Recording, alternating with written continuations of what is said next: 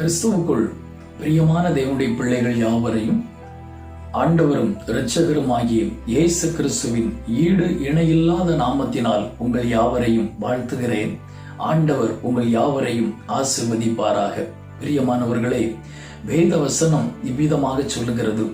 ஏசாயா 43வது அதிகாரம் அதனுடைய 21வது வசனத்தை நாம் வாசிப்போம் என்று சொன்னால், இந்த ஜனத்தை எனக்கென்று ஏற்படுத்தினேன், இவர்கள் என் துதியை சொல்லி வருவார்கள் என்று சொல்லி நாம் வேதத்தில் வாசிக்கிறோம். ஆம், எனக்கு அருமையான தேவனுடைய பிள்ளைகளை, கர்த்தர் உங்களையும் என்னையும் எதற்காக ஏற்படுத்தினார், எதற்காக இந்த உலகத்தில் உங்களையும் என்னையும் சிருஷ்டித்தார் என்றால், அவரை துதிக்கிற பிள்ளைகளாக, அவரை ஆராதிக்கிற கூட்டமாக, அவரை மகிமைப்படுத்துகிற ஜனங்களாக ஆண்டவர் உங்களையும் என்னையும் சிருஷ்டித்தார், ஏற்படுத்தினார்.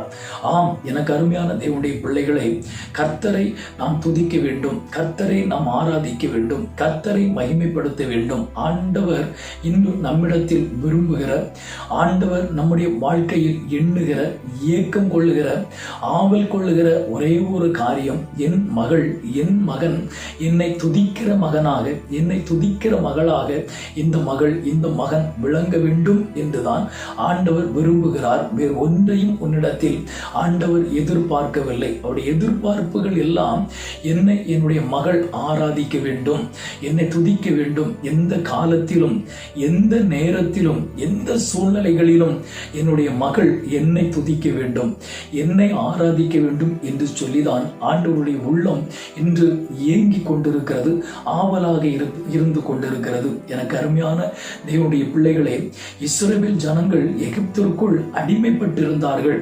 அந்த அடிமைத்தனத்தில் இருந்து அவர்களை கர்த்தர் வெளியே ஏன் கொண்டு வந்தார் என்று சொன்னால், கர்த்தரை ஆராதிக்கிற பிள்ளைகள் அடிமைத்தனத்துக்குள் இருக்கிறதை கர்த்தர் விரும்பவில்லை.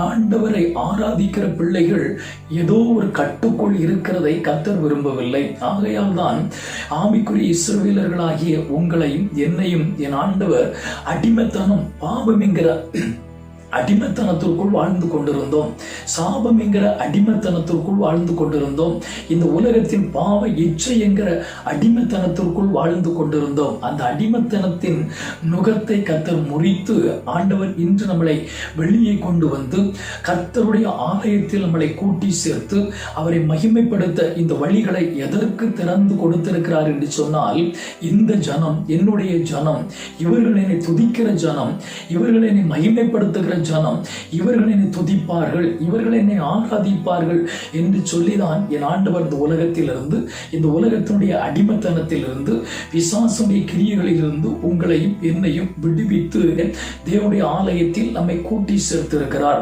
அவருடைய இரட்சணிய சந்தோஷத்தினால் கர்த்தர் நிரப்பி இருக்கிறார். எனக்கு அருமையான தேவனுடைய பிள்ளையே, அடிமைத்தனத்தின் முகத்திலிருந்து விடுவித்து கொண்டு வந்த ஆண்டவரை இன்று நாம் துதிக்கிறோமா? இல்லாவிட்டால் அதே அடிமைத்தனத்திற்குள் மறுபடியும் வாழ்ந்து கொண்டிருக்கிறோமா? பாவத்தின் அடிமைத்தனத்திலிருந்து உங்களையும் என்னையும் ஆண்டவர் வெளியே கொண்டு வந்தார்.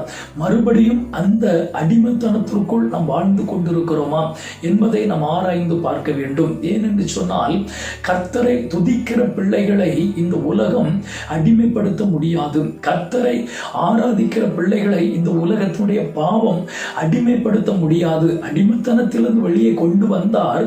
ஆனால் மறுபடியும் நாம் அடிமைத்தனத்துக்குள் இருக்கிறோம் என்று சொன்னால், நாம் இன்னும் கர்த்தரை துதிக்கவில்லை, இன்னும் கர்த்தரை ஆராதிக்கவில்லை, இன்னும் அந்த பாவத்திற்குள் அடிமையாகவே இருக்கிறோம், இன்னும் அந்த பிசாசுடைய கிரியைகளுக்குள் அடிமையாகவே இருக்கிறோம். காரணம் என்ன என்று சொன்னால், அவரை துதிக்கும்படியாக கொண்டு வந்த நீங்களும் நானும் கர்த்தரை துதிக்கவில்லை. முழு இருதயத்தோடு, முழு பலத்தோடு, முழு ஆத்துமாவோடு நாம் கர்த்தரை ஆராதிக்கிற பிள்ளைகளாக இருந்தால், இந்த உலகத்தில் எந்த சக்தியாலும், எந்த வல்லமையாலும் உங்களையும் என்னையும் அடிமைப்படுத்த முடியாது. யோபுவை நீங்கள் கவனித்து பார்ப்பீர்கள் என்று சொன்னால், யோபுவின் புத்தகத்தை நாம் தொடர்ச்சியாக அதை வாசிப்போம் என்று சொன்னால், அதிலிருந்து கற்றுக்கொள்ளுகிற காரியம் என்ன, அந்த யோபுவின் மீது பிசாசு கண்ணு வைக்க காரணம் என்ன என்று சொல்லி நாம் பார்ப்போம் என்று சொன்னால், யோபு எப்பொழுதும் கர்த்தரை துதிக்கிற ஒரு மனிதன், கர்த்தரை ஆராதிக்கிற ஒரு மனிதன், சரியாக எப்பொழுதும் கர்த்தருக்கு பலியிடுகிற ஒரு மனிதன். ஆனால் அந்த துதியை தடுத்து தடுக்க வேண்டும், அந்த ஆராதனையை தடுக்க வேண்டும், எப்படியாயிலும் தடுத்து நிறுத்த வேண்டும் என்கிறதற்காக அவன் பல உபாய தந்திரங்களை கொண்டு வந்தான். ஆனால் அவனுடைய எந்த தந்திரமும் எந்த கிரியைகளும் யோபுடைய வாழ்க்கையில் செயல்பட முடியவில்லை. பிள்ளைகளை கொன்றால் அவன் துதிக்கிற துதி நின்று போகும் என்று நினைத்தான்.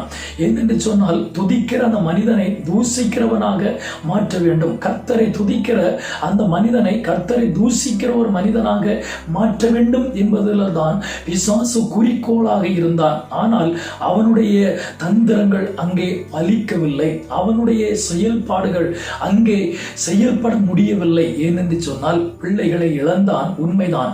அதற்கு மத்தியிலும் கர்த்தரை துதித்தான். சொத்து சுகத்தை, ஆசி, அந்தஸ்தை, பேரு, புகழ் எல்லாவற்றையும் இழந்தான்.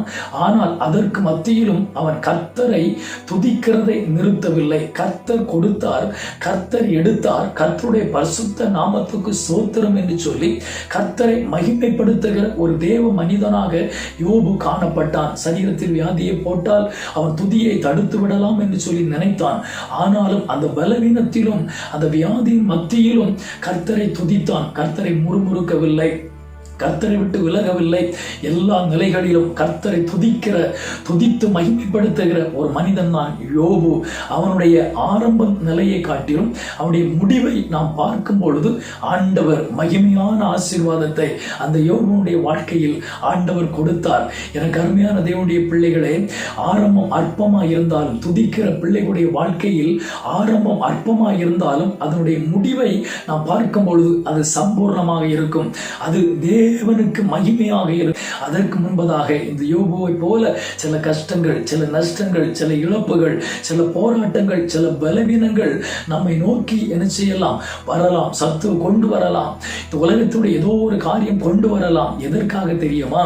உங்களை துதிக்க கூடாதபடி அடிமைப்படுத்துகிறதற்காக, உங்களை ஆண்டவரை ஆராதிக்க கூடாதபடிக்கு இந்த உலகம் என்கிற காரியம் உங்களை அடிமைப்படுத்துகிறதற்காக கொண்டு வருகிறது. அதற்கு மத்தியிலும் நீங்கள் கர்த்தரை துதிக்கிற பிள்ளைகளாய் இருப்பீர்கள் என்று சொன்னால், ஆரம்பம் அற்பமாக இருந்தாலும் முடிவு யோபுக்கு சம்பூர்ணமாக இருந்தது போல கர்த்தருடைய வாழ்க்கையில் சம்பூர்ணமான ஆசீர்வாதத்தை மகிமையாய் தருவாரை தவிர துதிக்கிற ஜனங்கள் ஒருபோதும் வெட்கப்பட்டு போவதில்லை. எனக்கு அருமையான தேவனுடைய பிள்ளைகளே, பவுலும் சீலாவும் சிறைச்சாலையில் அடைக்கப்பட்டார்கள்.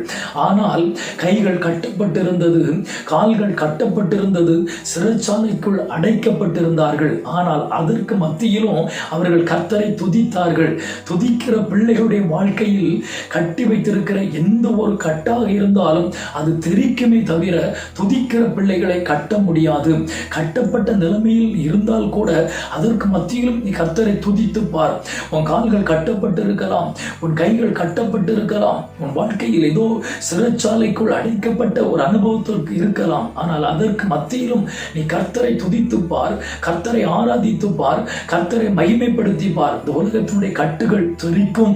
உன்னை கால்களில் கட்டி வைத்திருக்கிற, கரங்களில் கட்டி வைத்திருக்கிற, சரீரத்தை கட்டி வைத்திருக்கிற இந்த உலகத்தில் செயல்படக்கூடாதபடி உன்னை சிறைச்சாலையின் அனுபவத்துக்குள் வைத்திருக்கிற அந்த சிறைச்சாலையின் கதவுகள் திறக்கும், கட்டுகள் தகர்க்கப்படும். துதிக்கிற பிள்ளைகள் மூலமாய் ஆண்டவர் கட்டுகளை என்ன செய்வார், அவிழ்த்து போடுவார், தெரிக்க பண்ணுவார் என்பதில் எந்த சந்தேகமும் இல்லை.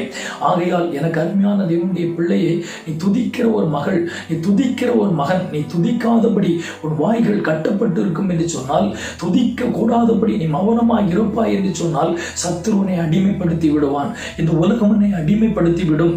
இந்த உலகத்துடைய பாவங்கள் உன்னை அடிமைப்படுத்திவிடும்.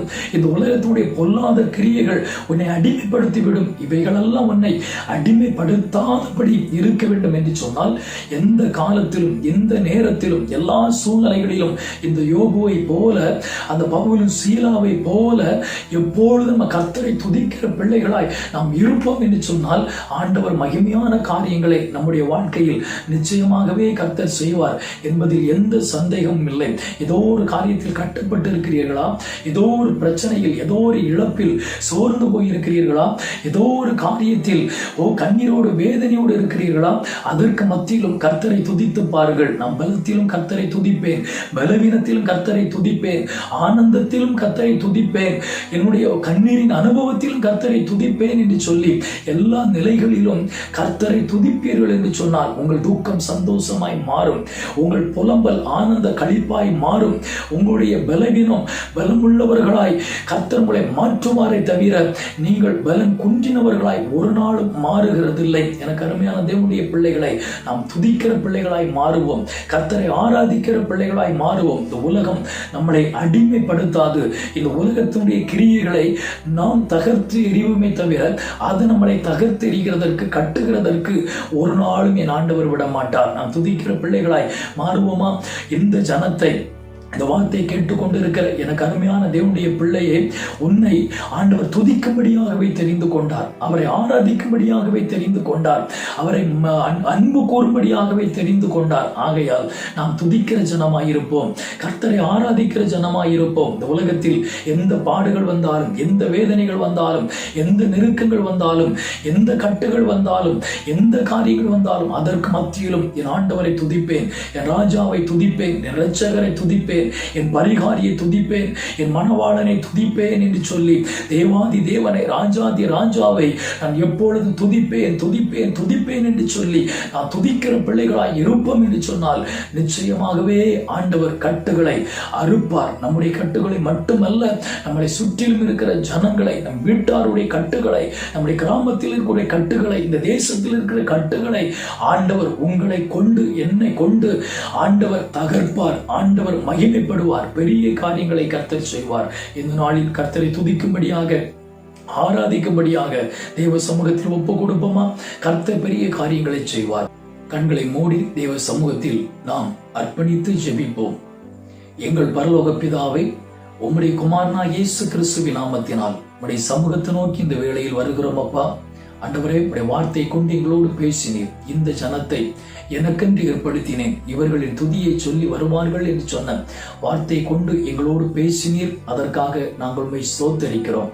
ஆண்டவரே, எப்பொழுதும் எல்லா நிலைகளிலும் உம்மை துதிக்க, மகிமைப்படுத்த, இந்த உலகத்தில் வருகிற எந்த அடிமைத்தனத்தின் முகமாய் இருந்தாலும் அதை முறித்து போட, அதில் ஜெயம் எடுக்க என் ஆண்டவர் உதவி செய்வீராக என்று சொல்லி ஜெபிக்கிறோம். கர்த்தாவே, ஆராதிக்கிற பிள்ளைகளை, துதிக்கிற பிள்ளைகளை யாரும் எதுவும் அடிமைப்படுத்த முடியாத ஆண்டவரை, அடிமைத்தனத்தின் நுகத்தை ஆராதனை முறிக்கும், துதி முறிக்கும் ஆண்டவரே. துதியினால் எரிய கோட்டை உடைந்தது ஆண்டவரை, தடையாய் நின்ற அந்த தடையை துதி உடைத்தது. அதே போல எங்களுடைய வாழ்க்கையில் ஆசீர்வாதத்திற்கு தடையாய் இருக்கிற தடையை துதி உடைக்குமே தவிர அந்த துதியை உடைக்கிறதற்கு, தடுக்கிறதற்கு யாராலும் முடியாத ஆண்டவரை, இந்த வேளையிலும் உம்மை துதிக்கும்படியாக, உம்மை ஆராதிக்கும்படியாக உடைய சமூகத்தில் முழுவதுமாய் எங்களை அர்ப்பணிக்கிறோம். நாங்கள் ஆராதிக்கிற தேவன் எங்களை தப்புவிக்க வல்லவர். எரிகிற அக்னிக்கும் ராஜாவாகிய உம்முடைய கைக்கும் அவர் எங்களை விடுவிப்பார் என்று சொன்னது போல நீர் தப்புவிக்க வல்லமை உள்ளவர். ஆண்டவரை, எங்களை விடுவிக்க வல்லமை உள்ளவர். எத்தனை அக்னியின் அனுபவங்கள் வந்தாலும், எத்தனை சிங்கங்கள் கர்ச்சித்து வந்தாலும் அதற்கு மத்தியில் ஆண்டவரை விடுதலையை தருகிறது ஆராதனை, அதற்கு மத்தியில் ஜெயத்தை தருகிறது ஆராதனை. துதி ஆண்டவரை, துதிக்கவும் ஆராதிக்கவும் எங்களை அர்ப்பணிக்கிறோம். தொடர்ந்து நீங்க எங்கள் மூலமாய், குடும்பத்தின் மூலமாய் கர்த்தர் மகிமைப்படுங்க, பெரிய காரியங்களை செய்யுங்க, ஆசீர்வதிங்க. இந்த நாளை ஆசீர்வதித்து தாங்க. இயேசுவின் நாமத்தில் ஜெபிக்கிறோம் எங்கள் நல்ல பிதாவே. ஆமென், ஆமென்.